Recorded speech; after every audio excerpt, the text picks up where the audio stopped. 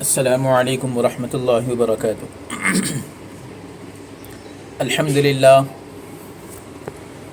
للہ نحمده ونستعینه ونستغفره ونؤمن به ونتوکل علیہ ونعوذ باللہ من شرور انفسنا ومن سیئات اعمالنا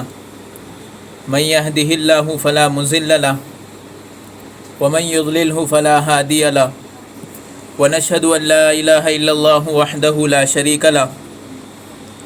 ونشهد أن سيدنا ونبينا وشفيعنا وحبيبنا وسندنا ومولانا محمدا عبده ورسوله أما بعد فقد قال الله تبارك وتعالى في القرآن العظيم أعوذ بالله من الشيطان الرجيم بسم الله الرحمن الرحيم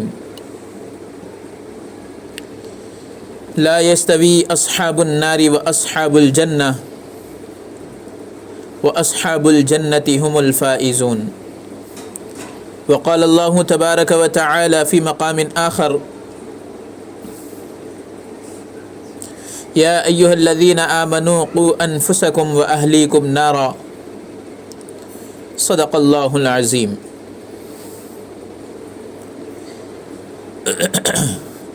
محترم سامعین اکرام، ملت اسلامیہ کی مائیں اور بہنوں،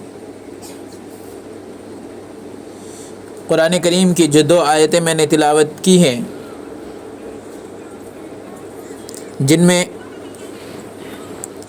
اللہ رب العالمین اپنی امت کو مخاطب کرتے ہوئے کہہ رہے ہیں کہ اے ایمان والو،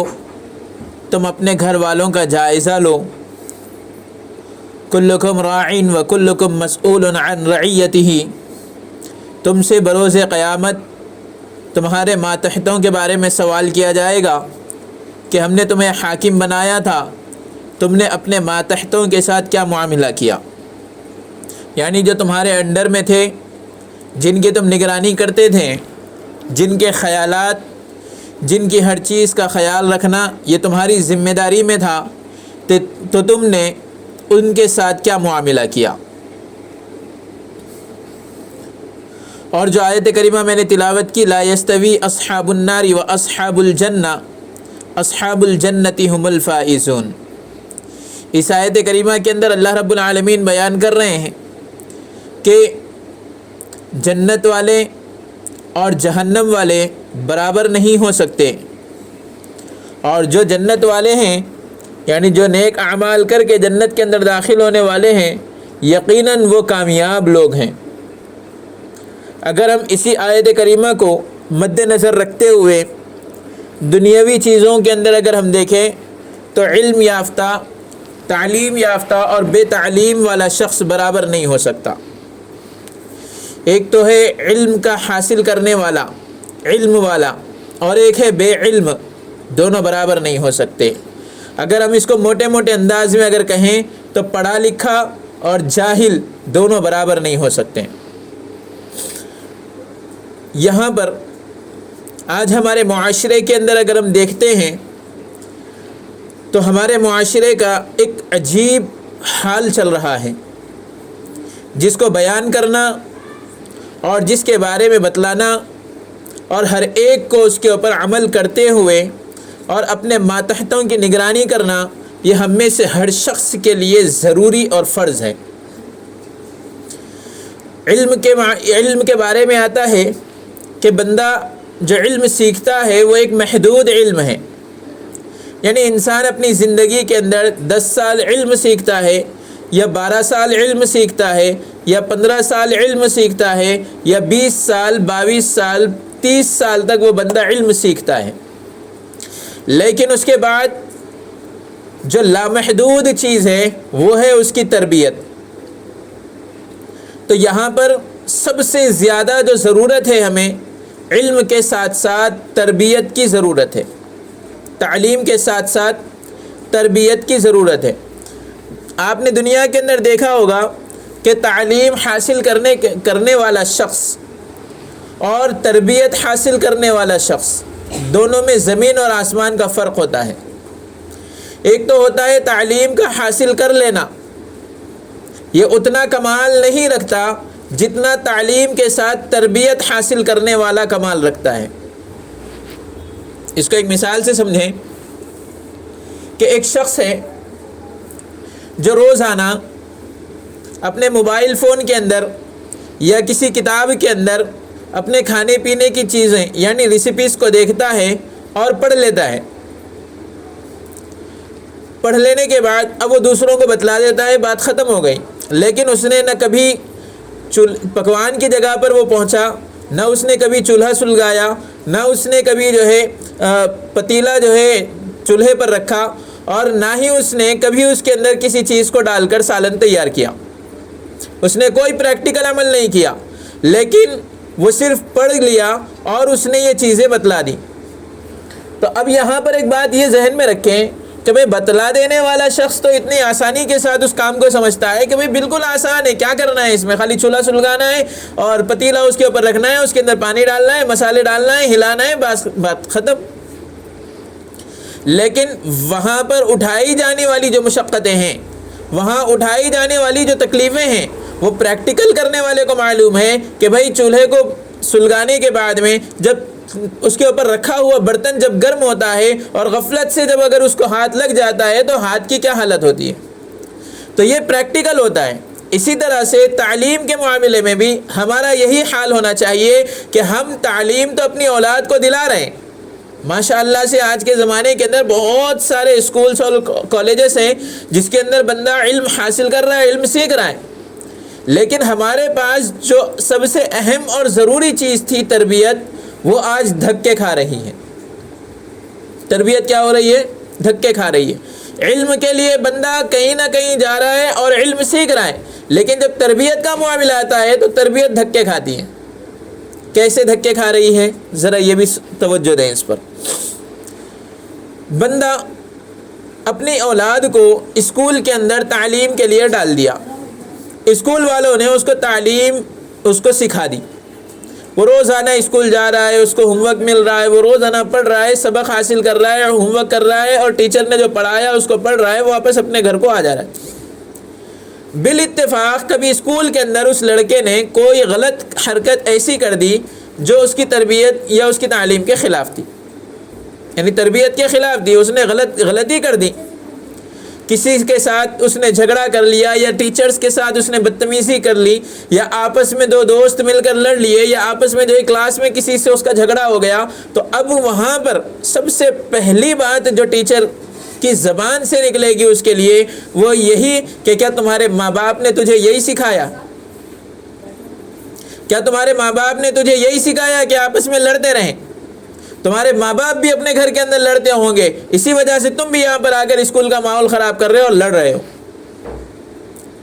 اب اگر بچہ گھر میں کوئی غلطی کرتا ہے تو ماں یا باپ اپنی اولاد سے کہتے ہیں کہ کیا تم اسکول میں یہی سیکھ کے آ رہے؟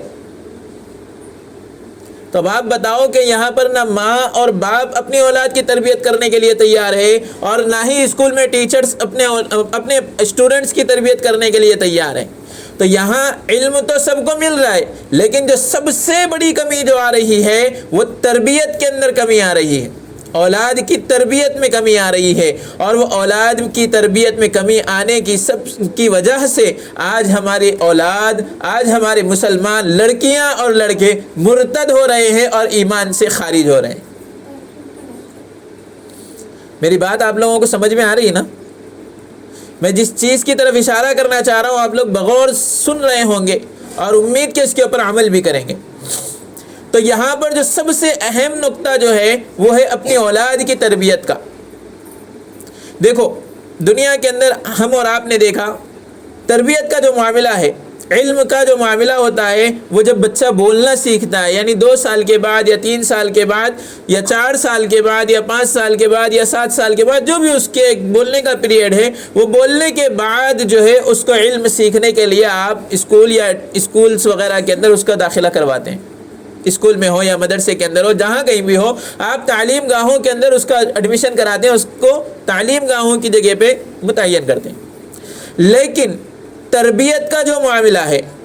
علماء کرام کتابوں کے اندر یہ بات لکھتے ہیں کہ نکاح کے بعد جب میاں بیوی ایک دوسرے کے ساتھ جب ملتے ہیں اور اس کے بعد مرد کا نطفہ جب عورت کے رحم میں جب داخل ہوتا ہے اور جب وہ بچہ بننا شروع ہوتا ہے، وہیں سے اس کی تربیت کا پیریڈ شروع ہوتا ہے، وہیں سے اس کی تربیت کا پیریڈ شروع ہوتا ہے۔ اور تربیت کا جو پیریڈ ہوتا ہے وہ 1 سال 2 سال 3 سال 4 سال 5 سال 8 سال 10 سال 25 سال 30 سال تک نہیں، بلکہ پوری زندگی کے لیے اس کو وہ تربیت کرنی ہوتی ہے۔ ابھی وہ دنیا کے اندر آیا بھی نہیں ہے، جب سے ہی، یعنی ایک عورت جب حاملہ ہوئی، جب پریگننٹ ہوئی، تب سے ہی اس کی اولاد کی تربیت کا جو معاملہ شروع ہوا، تو اس اولاد کے دنیا میں آنے کے بعد اس کی موت تک اس کے لیے تربیت ہونا ضروری ہے۔ آج ہمارے پاس تربیت کے لیے نہ ماں باپ کے پاس ٹائم ہے اور نہ اسکول والوں کے پاس ٹائم ہے، نہ کالج والوں کے پاس ٹائم ہے کہ بھئی یہ جو بچے ہمارے پاس آئے ہیں یہ ہماری قوم کا سرمایہ ہے، یہ ہماری آئندہ کی، یہ ہمارا مستقبل ہے، یہ آگے ہم کو لے کے چلنے والے ہیں۔ اگر ہم انہی کی تربیت نہیں کریں گے تو پھر ہم ان سے اچھائی کی کیا امید رکھ سکتے ہیں؟ تو بتلایا گیا کہ تربیت کا معاملہ، دیکھو تربیت کے لیے جو سب سے پہلی بات جو بتلائی گئی، جب بچہ پیدا ہوتا ہے تو اس کے کان میں جب اذان دی جاتی ہے، وہ اذان نہ اس بچے کی زبان سے کوئی لفظ نکلا، نہ اس کو ابھی کچھ بولنا آیا، نہ اس کو کچھ سمجھ میں آ رہی ہے چیزیں، ابھی وہ دنیا کے اندر بالکل نیا دنیا کے اندر آیا ہے، لیکن ماں باپ اس کی کان کے اندر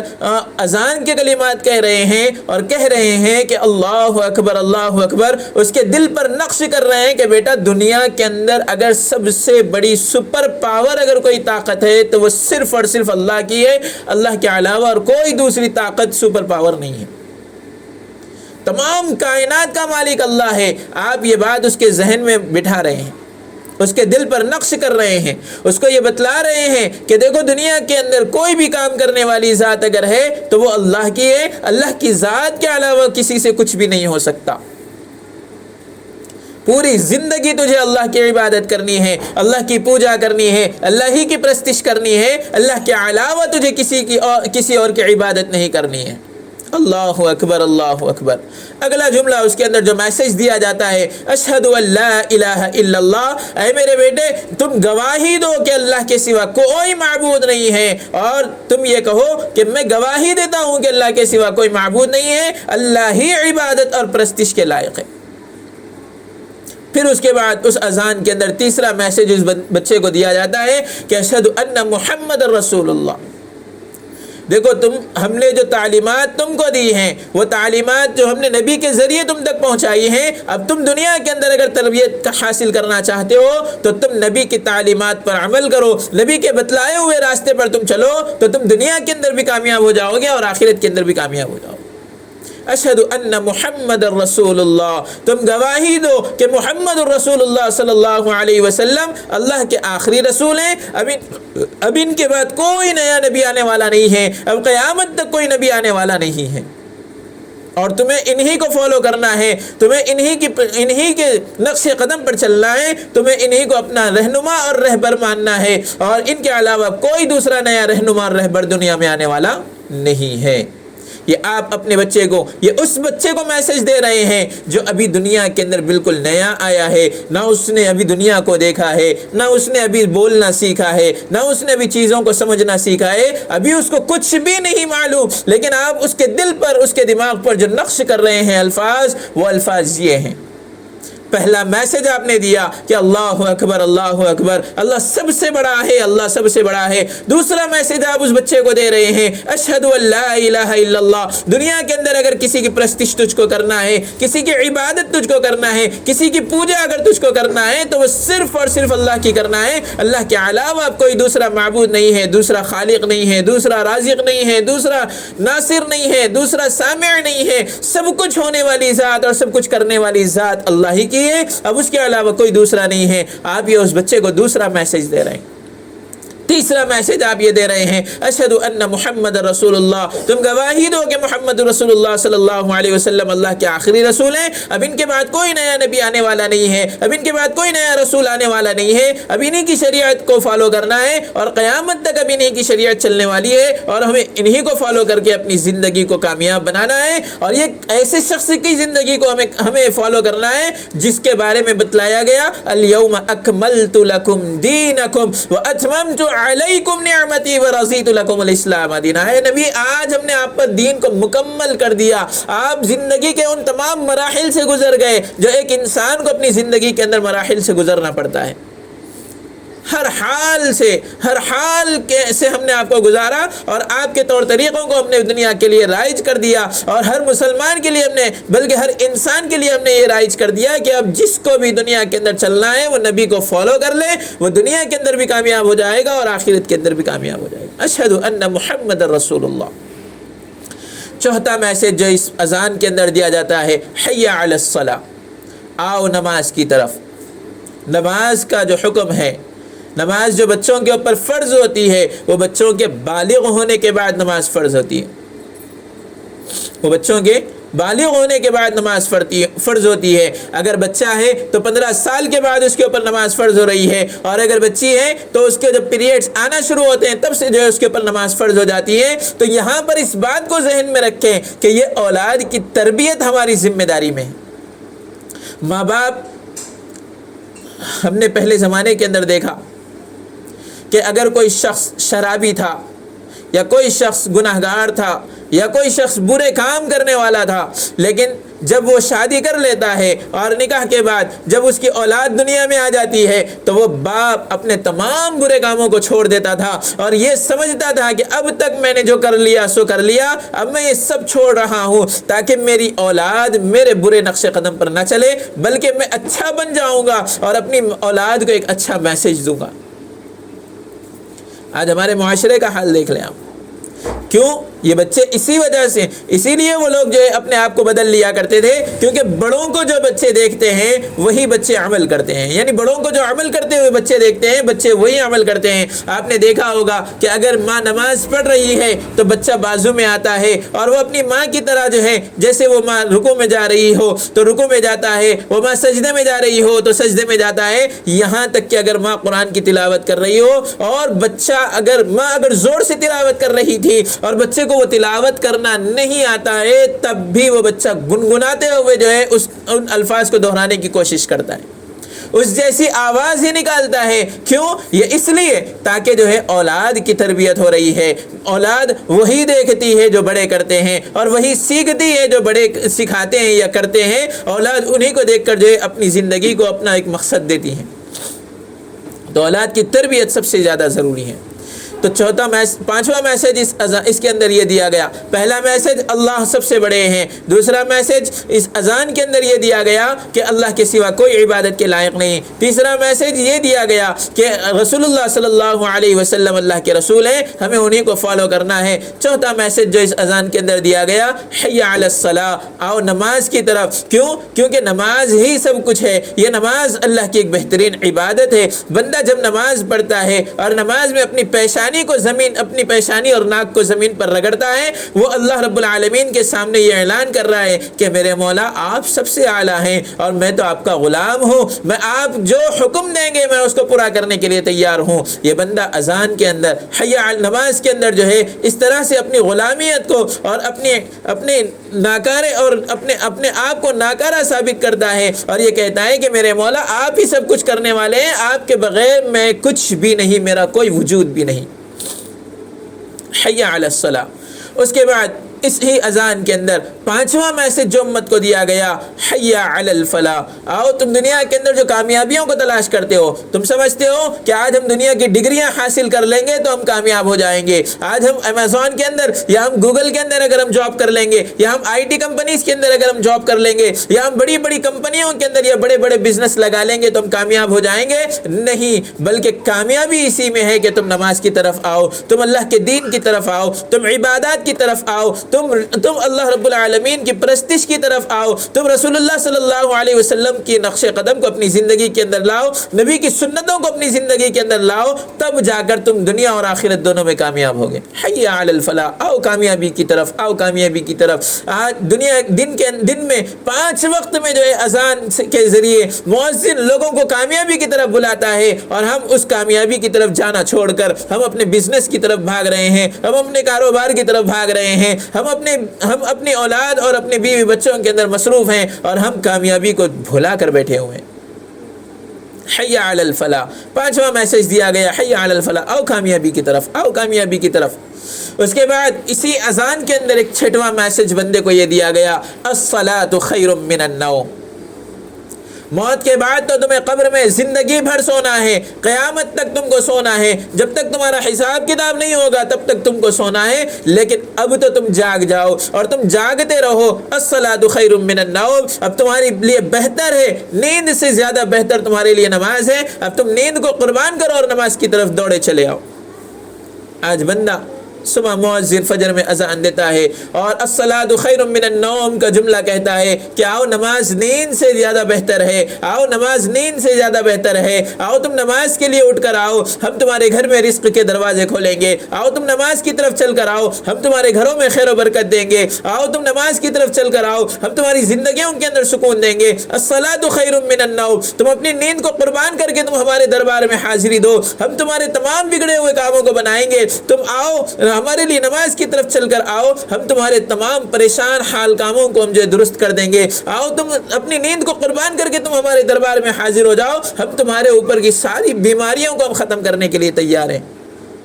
یہ میسج اللہ رب العالمین کے ذریعے سے بندوں کو مل رہا ہے, لیکن بندہ ہے کہ اپنی نیند کو قربان کرنے کے لیے تیار نہیں ہے. رات بھر جاگیں گے اور رات کے آخر وقت میں وہ ایسے خراٹے مار کر سوتے ہیں, اللہ اکبر, کہ صبح کی فجر کی نماز ہم سے قضا ہو رہی ہے. اللہ ہم سب کو نمازوں کی پابندی کرنے کی توفیق عطا فرمائے. تو بتلانے کا مقصد یہ ہے کہ 6واں میسج جو دیا گیا الصلاۃ خیر من النوم, اس کے بعد پھر بتلایا گیا اللہ اکبر, آؤ پھر سے ہم تمہیں دعوت دیتے ہیں کہ اللہ ہی سپر پاور ہے, اللہ ہی سب سے بڑا ہے, اللہ کے علاوہ کوئی دوسرا عبادت کے لائق نہیں, کوئی دوسرا سپر پاور نہیں ہے. لا الہ الا اللہ, اللہ کے سوا کوئی معبود نہیں ہے. یہ میسج ہم کو اذان کے ذریعے دیا گیا, اور یہ اس بچے کے کان میں کہے جا رہے ہیں الفاظ جو ابھی پیدا ہوا ہے. آج ہم الحمدللہ 15 سال 20 سال 25 سال 30 سال کے ہو گئے ہیں, 40 سال کے ہو گئے, 50 سال کے بھی ہو گئے ہیں, لیکن ہمیں نمازوں کی توفیق حاصل نہیں ہو رہی ہے. جب میسج ہمارے کانوں کے اندر دیا گیا تھا, ہم سمجھ رہے ہیں کہ بس یہ رسم اذان ہے, بس یہ ایک رسم کے طور پر کیا جاتا ہے. نہیں, یہ ایک پریکٹیکل اپنی زندگی کے اندر لانا ہے. دنیا کے اندر آپ نے دیکھا کہ تھیوری کی کوئی جو ہے اہمیت نہیں ہے جب تک کہ بندہ پریکٹیکل کر کے نہ بتائے. کالجز کے اندر آپ نے دیکھا ہوگا, یا آپ اسکولز کے اندر دیکھ رہے ہوں گے کہ پڑھانے کے ساتھ ساتھ جیسے کچھ کمپیوٹر کلاسز ہوتی ہیں یا اور بھی دوسرے کچھ کام ہوتے ہیں جس کو وہ لوگ پریکٹیکل کرواتے ہیں, تاکہ بچہ ان کو پریکٹیکل میں کرے اور اپنی زندگی کے اندر اس کو لے کر آئے, اور اس کے اوپر جب وہ آگے بڑھے گا اور اس کے اوپر جو ہے اپنے ہنر کے اندر جب یہ کامیابی کو حاصل کرے گا, تو اس کے لیے باہر کی دنیا کے اندر کام کرنا کوئی مشکل نہیں ہوگا. آپ نے بچوں کے لیے دیکھا ہوگا, سنا ہوگا کہ بھئی ہم ایگزامز کے ٹائم پہ کیا ہوا, بھئی ابھی آپ لوگوں کے ایگزامز نہیں چل رہے کیا؟ تو نہیں, ابھی ہمارے فائنل ایگزامز تو بعد میں ہیں, ابھی فی الوقت پریکٹیکلز چل رہے ہیں. بھئی پریکٹیکل کیا ہے؟ یہ تو وہی ہے پریکٹیکل جو پڑھ رہے ہیں, آپ کو وہ بتلایا جائے گا اور اس کو اپنے عمل میں کیسے لائیں اس کو سکھایا جائے گا. تو میرے بھائیوں میری بہنوں, اللہ رب العالمین نے رسول اللہ صلی اللہ علیہ وسلم کے ذریعے جو سنتیں ہم کو بتلائی ہیں, ہم اس کو اپنی زندگی کے اندر لائیں. اپنی اولاد کی تربیت کے بارے میں آپ سے سوال ہوگا قیامت کے دن, اس وقت اللہ کو کیا جواب دیں گے؟ اپنی اولاد کی تربیت کے خاص طور سے خیال رکھیں. بچہ, ہم یہ نہیں کہتے کہ آپ دنیاوی تعلیم اس کو نہ پڑھائیں, آپ دنیاوی تعلیم پڑھاؤ, اس کے ساتھ ساتھ آپ دینی تعلیم بھی پڑھاؤ, تاکہ اس کی دنیا بھی سنور جائے اور اس کی آخرت بھی سنور جائے. اگر وہ بچہ اسکول کے اندر اے پڑھ رہا ہے اور مدرسے کے اندر یا دین تعلیم کے لیے الف پڑھ رہا ہے تو دونوں کو ملا کر بتلاؤ کہ بیٹا اے سے بھی اللہ آتا ہے اور الف سے بھی اللہ آتا ہے، اور دنیا کے اندر سب سے بڑی اور سپر پاور اگر کوئی طاقت ہے تو وہ اللہ کی ہے۔ انگلش کے اندر جب بچہ پڑھتا ہے بی اور مدرسے کے اندر جب بچہ پڑھتا ہے با، تو آپ اس کو ملا کر بتلاؤ کہ بیٹا دنیا کے اندر کوئی بھی کام اگر تم کو کرنا ہے یا شروع کرنا ہے تو تم بسم اللہ سے شروع کرو، اللہ رب العالمین تمہارے کام کے اندر خیر و برکت عطا فرمائیں گے۔ یہ سکھاؤ آپ اپنی اولاد کو، یہ پریکٹیکل دیکھو۔ ہم اگر نبی کی سنتوں پر عمل کرتے ہوئے اگر ہم ان چیزوں پر عمل کریں گے تو ہماری اولاد کے اندر یہ خود بخود جو ہے منتقل ہو جائے گا۔ یہ اعمال کو بٹھا کر سکھانے والے نہیں ہیں۔ بچوں کو زبردستی اگر آپ پکڑ کر سکھائیں گے تو یاد رکھو یہ بچے باغی بن جائیں گے، یہ بچے جو ہے آپ کے نافرمان ہو جائیں گے، اور یہ بچے آپ کی سننے والے نہیں ہوں گے۔ آپ کو اگر ان بچوں کی تربیت کرنی ہے اور آج کے بچوں کی اگر تربیت کرنی ہے تو سب سے پہلے آپ کو اعمال کرنے ہوں گے، آپ کو وہ اعمال کرنے ہوں گے جو بچوں کے اندر آپ منتقل کرنا چاہتے ہیں۔ آپ کو وہ اعمال بچوں کو کر کے دکھانے ہوں گے اور آپ کو معمول بنانا ہوگا، آپ کو روزانہ وہ اعمال کرنے ہوں گے۔ مثلا آپ دسترخوان پر بیٹھے ہیں اور آپ کھانا کھا رہے ہیں اور یہ چاہتے ہیں کہ میرا بچہ دسترخوان پر بیٹھے اور اللہ کا نام لے کر کھانا شروع کرے، تو آپ کو جب بھی دسترخوان بچھانا ہے اور دسترخوان پر جب بھی آپ کو بیٹھ کر کھانا ہے تو آپ کی ذمہ داری یہ ہے کہ آپ زور سے بسم اللہ وعلی برکت اللہ پڑھیں، آپ دعا کا معمول زور سے بنائیں۔ جب تک آپ اگر کسی دن بھول بھی جائیں گے تو آپ کی اولاد آپ کو جو ہے وہ چیز یاد دلائے گی۔ تو ہم یہ پریکٹیکل اپنی زندگی کے اندر لے کے آنا، ہمارے جو اعمال ہیں ہم اس کو پریکٹیکل لے کے آئیں، اور صرف پڑھ لینے سے اور پڑھ لینا کمال نہیں ہے، بلکہ پڑھی ہوئی چیز پر عمل کرنا یہ سب سے بڑا کمال ہے۔ اس کو پریکٹیکل میں لے کے آئیں اور اپنی بھی تربیت کریں اور اپنے ساتھ ساتھ اپنی اولاد کی بھی تربیت کریں۔ آج دنیا کے اندر ہم دیکھ رہے ہیں کہ بہت سارے علم لوگوں کے پاس ہے، علم تو بہت زیادہ ہے لوگوں کے پاس، سب کو معلوم ہے کہ نماز پڑھنے سے جنت میں جاتے ہیں، سب کو معلوم ہے صدقہ خیرات کرنے سے بلائیں اور مصیبتیں ٹلتی ہیں، سب کو معلوم ہے کہ کسی سے مسکرا کر بات کرنا بھی ثواب کا کام ہے، اور سب کو معلوم ہے کہ کسی کو برا بھلا نہیں بولنا چاہیے اور کسی کے تعلق سے اپنے دلوں کے اندر نفرتیں نہیں رکھنی چاہیے، یہ بات سب کو معلوم ہے، لیکن یہ صرف علم کی حد تک رہ گئی۔ یہ پریکٹیکل کہاں گیا؟ کیا آپ ذرا جھانک کر دیکھیں کہ آپ کے پاس جتنا علم ہے کیا آپ اس کو اپنی زندگی کے اندر پریکٹیکل میں لے کے آئے ہیں؟ ہرگز بھی نہیں لے کے آئے۔ اللہ سے دعا کریں کہ اللہ ہمیں جو چیز ہم سیکھ رہے ہیں اور ہم جو چیز پڑھ رہے ہیں اللہ اسے اپنی زندگی کے اندر امپلیمنٹ کرنے کی توفیق دے، اس پر عمل کرنے کی اللہ ہم کو توفیق دے، اور ہم مکمل جو چیز پڑھیں گے اسی پر ہم عمل کرنے والے بن جائیں۔ اللہ سے اس طرح کی دعا کرتے رہیں۔ نماز کے اندر ہم پڑھ رہے ہیں اہدنا الصراط المستقیم، اے اللہ ہم کو سیدھے راستے پر چلا۔ آپ 5 وقت کی نماز میں 5 مرتبہ اللہ رب العالمین سے کہہ رہے ہیں اہدنا الصراط المستقیم، اہدنا الصراط المستقیم، اہدنا الصراط المستقیم۔ تو آپ بتاؤ کہ جب بچہ ہو یا بچی ہو، جب 5 وقت کی نماز میں ہر مرتبہ ہر رکعت میں اہدنا الصراط المستقیم کو جب وہ بچہ بول رہا ہے تو کیا اللہ رب العالمین اس کو سیدھے راستے سے بہکا دیں گے؟ کیا شیطان اس کو بہکا لے گا؟ ہرگز بھی نہیں بہکا سکتا۔ اللہ رب العالمین نے اس کے لیے وہ اسباب بنائیں گے، وہ راستے بنائیں گے، اور بندہ جو ہے وہ بچہ ہو یا بچی ہو اہدنا الصراط المستقیم پر جمع رہے گا اور اس کے اوپر عمل کرے گا۔ بات کافی لمبی ہو گئی، میں آپ سب سے معذرت کے ساتھ جو ہے گزارش کرتا ہوں کہ اللہ کے لیے تھوڑا سا وقت آپ نے جو ایکسٹرا دیا ہے اللہ آپ کو جو ہے اس کا بہترین بدلہ دے۔ اللہ تعالیٰ سے دعا ہے کہ اللہ تعالیٰ ہم سب کو کہنے اور سننے سے زیادہ عمل کرنے کی توفیق عطا فرمائے، اور اپنی اولاد کی بہترین تربیت کرنے کی اللہ ہم سب کو توفیق عطا فرمائے۔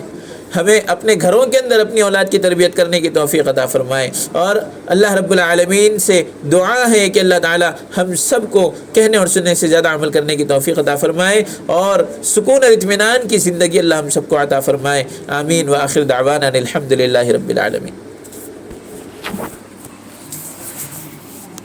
سبحان اللہ وبحمدہ، سبحانک اللہم